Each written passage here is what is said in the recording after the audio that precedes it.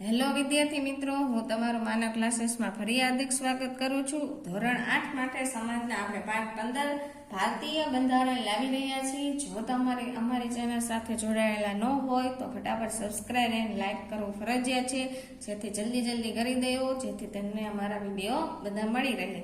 ચાલો આપણે પાઠની શરૂઆત કરીએ. તો એમાં છે, પાઠનું નામ છે ભારતીય બંધારણ. ચાલો તેના વિકલ્પો જોવાના છે. પહેલો છે આપણો દેશ ખાલી જગ્યા દેશ છે. આપણો દેશ કેવો છે? તો કે લોકશાહી.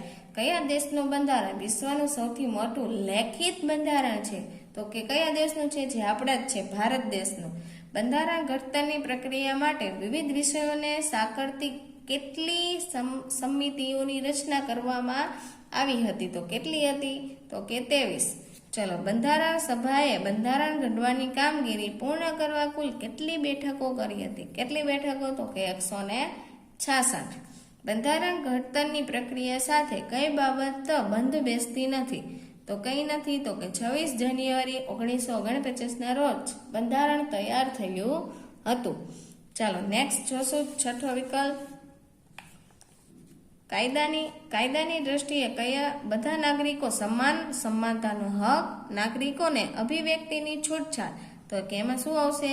તો કે બંધારણીય ઇલાજોનો હક. કેટલા વર્ષથી નીચેના બાળકોની પાસે મજૂરી કરવાનો ગુનો છે? તો કે 14 વર્ષ. કઈ વયના બાળકોને શિક્ષણની તકો પૂરી પાડવાની વાલીની ફરજ છે? 6 થી 14 વર્ષ. હવે આપણે એની ખાલી જગ્યા જોશું.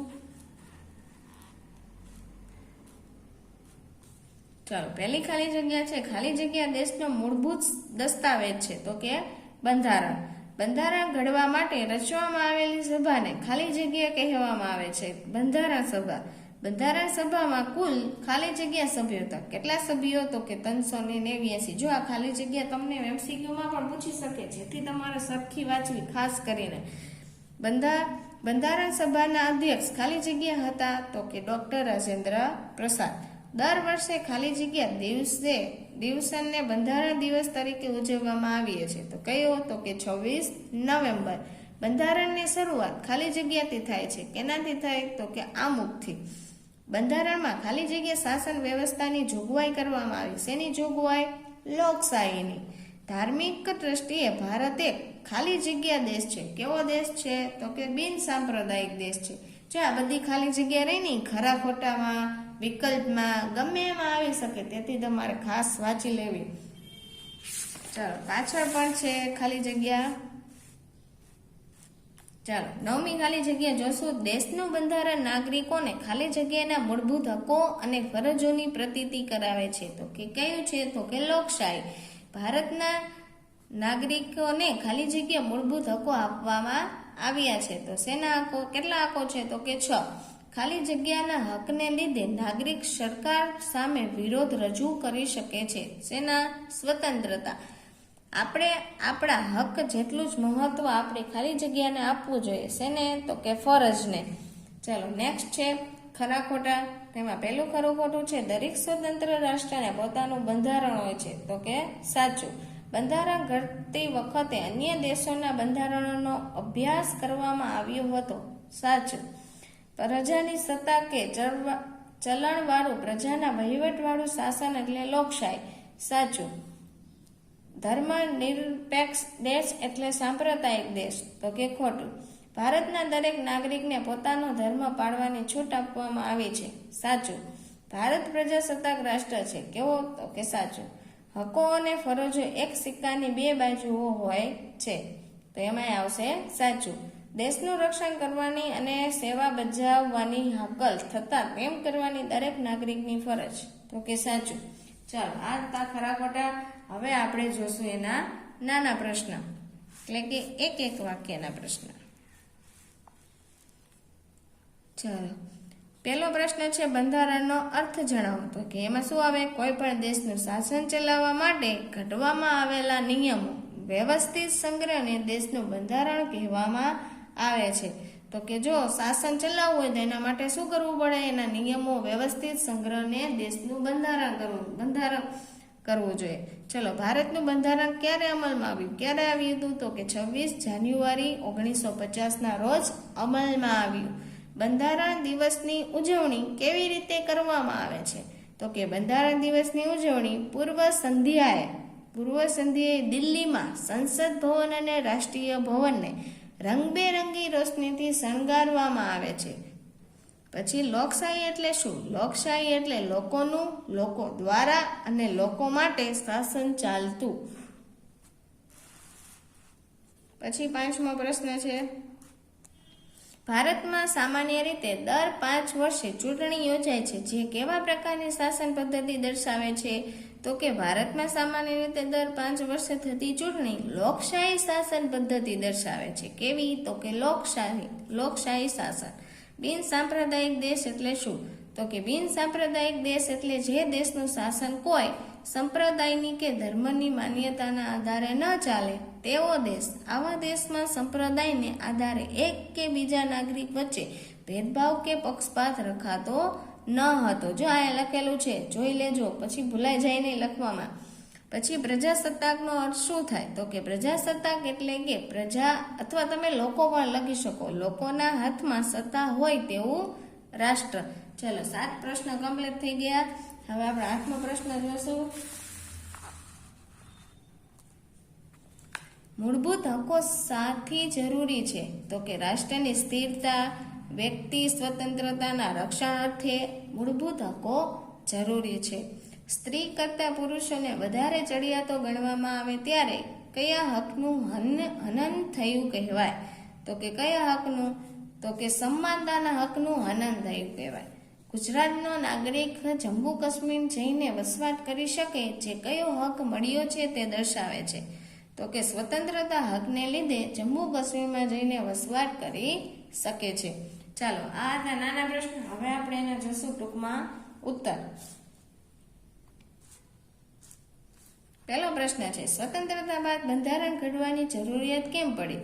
તો કે વિશ્વમાં ભૌગોલિક, સામાજિક અને સ્થાનીય વિવિધતામાં આપણો દેશ સૌથી આગળ છે. અનેક વિવિધતા છતાં દરેકને સમાન તક મળી રહે તે જરૂરી છે. એટલે બધાને સરખો હક આપવો જરૂરી છે. દેશનું સંચાલન વ્યવસ્થિત રીતે થાય તે માટે બંધારણ ઘડવાની જરૂર છે. એટલે કે દેશમાં જે નિયમ અલગ અલગ લેવામાં આવે છે તે હરખું ચાલે, કોઈ ઝઘડા ન થાય, કોઈ વાદ વિવાદ ન થાય, તેના માટે તૈયાર કરવામાં આવે છે. ચાલો, આ પ્રશ્ન મોસ્ટ આઈએમપી છે, જે તમારે વાંચવો ફરજિયાત છે. ચાલો, હવે છે બંધારણ સભા માટે વિવિધ ક્ષેત્રના તજજ્ઞ વ્યક્તિઓનો સમાવેશ શા માટે કરવામાં આવ્યો? તો કે બંધારણ સભાનો ઉદ્દેશ દેશના સુચારુ સંચાલન માટે બંધારણની રચના કરવાનો હતો. આ માટે વિવિધ ક્ષેત્ર સંલગ્ન કાયદા જરૂરી છે. જે તે ક્ષેત્રનો તજજ્ઞ વ્યક્તિ પોતાના ક્ષેત્ર વિશે સારું જ્ઞાન ધરાવતો હોય, એટલે કે તેનામાં તે જે કામ કરતા હોય એ વ્યક્તિમાં એ જ્ઞાન પૂરેપૂરું હોવું જરૂરી છે. તેને જે તે ક્ષેત્રનો વિકાસ કરવા શું કરવું જોઈએ જેથી પ્રજા અને દેશની પણ પ્રગતિ થાય તેની જાણ હોય છે. આથી બંધારણ ઘડવામાં કોઈ પણ કચાશ ન રહી જાય તે માટે બંધારણ સભામાં વિવિધ ક્ષેત્રોના તજજ્ઞ વ્યક્તિઓનો સમાવેશ કરવામાં આવે છે. એવા વ્યક્તિઓ લેવામાં આવે કે જે આપણા દેશને પણ સારું બનાવી શકે, બધા નિયમ સારા બનાવે, કોઈ વાદ વિવાદ ન થાય તે માટે સમાનતા રાખે, એવા વ્યક્તિનો. ચાલો, હવે આપણે આગળ જોશું ત્રીજો અને ચોથો પ્રશ્ન અને 5મો. બંધારણના ઘડવૈયા તરીકે કોની ઓળખવામાં આવે છે? શા માટે? તો કે ડોક્ટર ભીમરાવ આંબેડકર બંધારણના ઘડવૈયા તરીકે ઓળખવામાં આવે છે. કારણ કે બંધારણ નિર્માણની પ્રક્રિયામાં તેનું વિશેષ યોગદાન હતું. તો કે કોને ઓળખવામાં ઘડવૈયા બંધારણના? તો કે ડોક્ટર ભીમરાવ આંબેડકરને. આ તો ખાસ યાદ રાખવાનું, તમને ખાલી જગ્યામાં પણ પૂછી શકે છે. પછી ચોથો પ્રશ્ન છે, સંઘીય શાસન વ્યવસ્થા વિશે ટૂંકમાં સમજાવો. હાલો, તો કે એના 2 પ્રકારની સરકારની રચના કરવામાં આવે. કેટલા પ્રકારની? 2. તો કઈ? તો કે સંઘ સરકાર અને રાજ્ય સરકાર. જો આ પહેલો પોઈન્ટ હોય ને તમને નાના પ્રશ્નમાં પૂછી શકે છે અથવા ખાલી જગ્યામાં પણ પૂછાઈ શકે, તેથી ખાસ યાદ રાખો. કઈ છે? તો કે સંઘ સરકાર અને રાજ્ય સરકાર. આ બંને પ્રકારની સરકારો વચ્ચે કાર્યો અને સત્તાઓની સ્પષ્ટ વહેંચણી કરવામાં આવે. સરકારો અને કાર્યોની શું? સ્પષ્ટ એટલે કે સરખી વહેંચણી કરવામાં આવે. દેશના મહત્વના કાર્યો અને સત્તાઓ સંઘ સરકારને સોંપવામાં આવે. મહત્વના કાર્યો એ કોને આપે? તો કે સંઘ સરકારને. ચલો, હવે છે 5મો પ્રશ્ન. બંધારણમાં નાગરિકો માટે મૂળભૂત ફરજો શા માટે આપવામાં આવી છે? તો કે આપણું બંધારણ આપણને મૂળભૂત હકો આપે છે, પરંતુ આપણા હકથી બીજા વ્યક્તિના હકને નુકસાન ન થાય તે માટે તેમજ રાષ્ટ્રના વિકાસમાં દરેક નાગરિકને સહયોગી બનવા માટે મૂળભૂત ફરજો પણ આપવામાં આવે છે.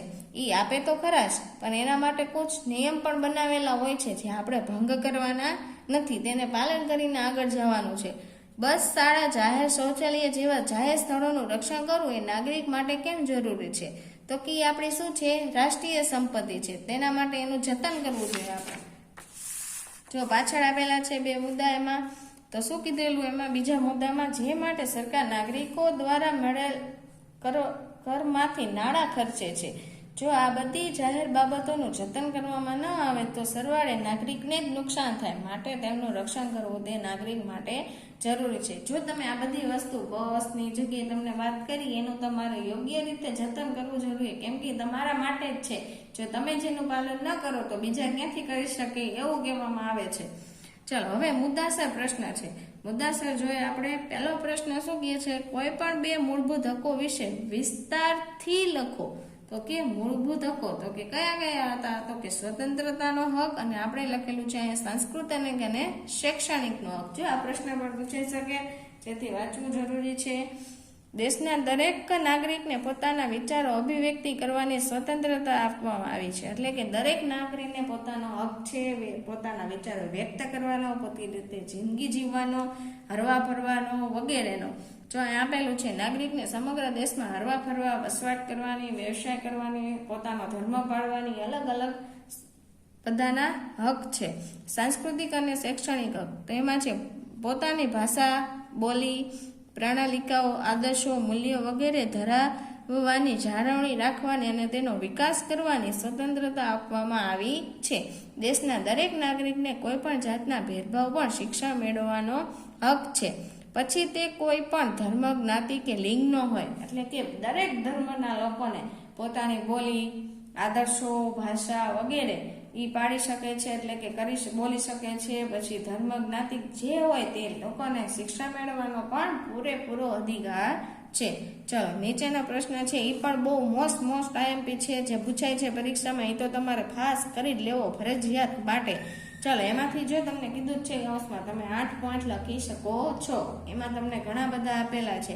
ચલો આપણે જોઈએ. તમને પહેલા પોઈન્ટમાં શું કીધું છે? ભારત નાગરિકના મૂળભૂત ફરજો આ મુજબ છે. એ તો સાવ છેલ્લું જ છે, ઉપરનો પ્રશ્ન જ છે તમારે.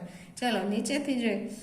ઈ જો આ હે ને પોઈન્ટ રહ્યો ને એ તમારા પોઈન્ટમાં ગણાશે નહીં, એટલે બાકીના પોઈન્ટ તો તમારે બીજા વાંચવા જ પડશે 8.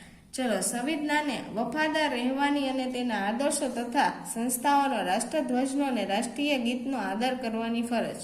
આ બધા સંસ્થાઓનો, રાષ્ટ્રધ્વજનો, રાષ્ટ્રગીતનો એ આદર કરવો ભારત નાગરિકોની ફરજ છે. આઝાદી માટેની આપણી રાષ્ટ્રીય લડતને પ્રેરણા આપનાર ઉમદા આદર્શોને હૃદયમાં પ્રતિષ્ઠિત કરવાની અને અનુસરવાની પણ ફરજ તે આપણી છે. ભારતના સાર્વભૌમત્વ, એકતા અને અખંડિતતાનું સમર્થન કરવાની અને તેમનું રક્ષણ કરવાની પણ આપણી ફરજ છે. દેશનું રક્ષણ કરવાની અને રાષ્ટ્રીય સેવા બજાવવાની હાકલ થતા તેમજ કરવાની ફરજ. પછી છે ધાર્મિક, ભાષાકીય, પ્રાદેશિક અથવા સાંપ્રદાયિક ભેદો પર રહીને પછી ભારતના તમામ લોકોમાં સુમેળ અને સમાન બંધુત્વ ભાવનાની વૃદ્ધિ કરવાની. સ્ત્રીઓના ગૌરવને અપમાનિત કરે તેવા વ્યવહારો ત્યજી દેવાની ફરજ. જો આ મસ્ત પોઈન્ટ છે, તમને સહેલો પણ લાગશે, આ તો કરી જ લેવો. શું કીધું છે? એક તો આપણો છે એ જ ધાર્મિક, પછી ભાષાકીય, પ્રાદેશિક, સાંપ્રદાયિક ભેદો પર રહીને, એટલે કે કોઈ જાતના ભેદભાવ નહીં રાખવાના. પછી છે કે જો સુમેળ અને સમાન બંધુત્વ ભાવની, એટલે સુમેળ એટલે સારા વ્યવહારને કહે છે કે વૃદ્ધિ તમારે વધારવી એકબીજા પ્રત્યે. તો પછી આપેલું છે સ્ત્રીના ગૌરવમાં, એટલે સ્ત્રી લોકોને કોઈથી અપમાનિત કરવા નહીં, જે કરે તેના ઉપર આપણે નિયમ પાલવો, એટલે કાયદા જે આપેલા છે એ પાલન કરવાના, એનું ખાસ ધ્યાન રાખવાનું. ચલો, પછી નીચે આપેલા છે આપણી સમન્વિત સંસ્કૃતિમાં સમૃદ્ધ વારસાનું મૂલ્ય સમજી તે જાળવી રાખવાની આપણી ફરજ છે. જંગલો, તળાવો, નદીઓ અને વન્ય પશુ પક્ષી સહિત કુદરતી પર્યાવરણનું જતન કરવાની તથા તેના સુધારણ કરવા અને સજીવો પ્રત્યે અનુકંપા રાખવાની પણ ફરજ છે. વૈજ્ઞાનિક માનવતાવાદ અને જિજ્ઞાસા તથા સુધારણાની ભાવના કેળવવાની પણ ફરજ છે. પછી નીચે આપેલું છે જાહેર મિલકતનું રક્ષણ કરવાની અને હિંસાનો ત્યાગ કરવાની પણ ફરજ છે. હિંસાનો ત્યાગ એટલે કે પ્રાણી માત્ર શિકાર કરવાનું એ બધું ઇનાબૂદ થઈ ગયેલું છે. અત્યારે શિકાર કરવો પણ મનાય છે. ચલો, જાહેર મિલકતનું રક્ષણ કરવાની અને હિંસાનો ત્યાગ કરવાની ફરજ એ તો આપણે જોઈ ગયા. હવે આગળ જોઈએ રાષ્ટ્ર પુરુષાર્થ અને સિદ્ધાર્થ વધુને વધુ ઉન્નત સોપાનો તણી સતત પ્રગતિ કરતું રહે એ માટે વૈકિત્ય સામૂહિક પ્રવૃત્તિમાં તમામ ક્ષેત્રે શ્રેષ્ઠતા હાંસલ કરવાનો પ્રયત્ન કરવાની ફરજ. લાસ્ટ હવે માતા પિતાએ અથવા વાલીએ 6 વર્ષથી 14 વર્ષ સુધીની વયને પોતાના બાળક અથવા પાલ્યને શિક્ષણની તકો પૂરી પાડવાની ફરજ. તો 6 થી 14 વર્ષમાં ફરજિયાત શિક્ષણ લેવું ફરજિયાત છે એવું કહેવામાં આવેલું છે. હવે ત્રીજો પ્રશ્ન છે લોકશાહી. ચાલો, આમાં પૂછાય એવો છે લોકશાહી એટલે લોકોનું, લોકો દ્વારા ને લોકો માટે ચાલતું શાસન, જે આપણે હમણાં નાના પ્રશ્નમાં જોઈ ગયા. લોકશાહી એટલે તો કે પ્રજાની સત્તા કે ચલણવાળું પ્રજાનું વહીવટી વાળું શાસન. આપણા બંધારણે ભારતમાં લોકશાહી શાસન પદ્ધતિ અપનાવી છે. આ બધા આપણે MCQ એમાં બધામાં જોઈ ગયા હતા. એ જ છે, જુઓ, જેથી તમારે વાંચવામાં સરળતા રહેશે. લોકશાહીમાં પ્રજા ચૂંટણી દ્વારા પોતાનો પ્રતિનિધિ ચૂંટે છે. આ ચૂંટાયેલા સભ્યો દેશ કે રાજ્યનો વહીવટ સંભાળે છે. હવે બીજા અહીંયા છે આ બાજુ. ભારતમાં સામાન્ય રીતે દર 5 વર્ષે ચૂંટણીઓ યોજાય છે. દેશનો નાગરિક જાતિ, જ્ઞાતિ કે ધર્મના ભેદભાવ વગર ચૂંટણીમાં ઉમેદવારી કરી શકે છે. પછી છે 18 વર્ષથી વધુ વયના ભારતીય નાગરિકો ચૂંટણીમાં મતદાન પણ કરી શકે છે. સ્વતંત્રતા એ લોકશાહીનું મહત્વ પાસું છે. હવે છે નીચે આપેલા જોડકા તે તમે જોઈ શકો છો અને કરી શકો છો. ચલો, આપણો વિડીયો અહીંયા પૂરો થાય છે. ચલો, અમારી ચેનલને ફરીથી જો સબસ્ક્રાઇબ ન કરેલ હોય તો ફટાફટ કરી નાખો, જેથી અમારા વિડીયો તમને બધા મળી રહે અને અમે પણ જલ્દી તમારા માટે કંઈક નવીન લાવતા રહીએ. ચલો.